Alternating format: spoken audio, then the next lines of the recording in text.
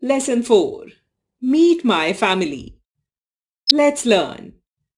A small family, a big family.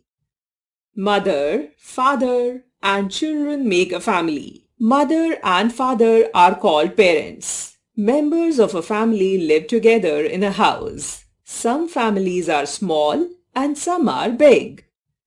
A small family. A small family consists of parents and their children. A small family is a happy family. Info Hive. In a small family, parents pay more attention towards children, while in a big family they have less time to pay attention to their children. A big family.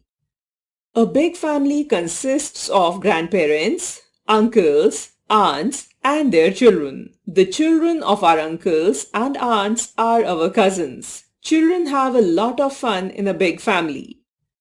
All the members of a family have a common surname. They care for each other and love each other. Recap. Mother and father are called parents. Parents and their children make a family. The members of a family live together in a house. A small family is a happy family.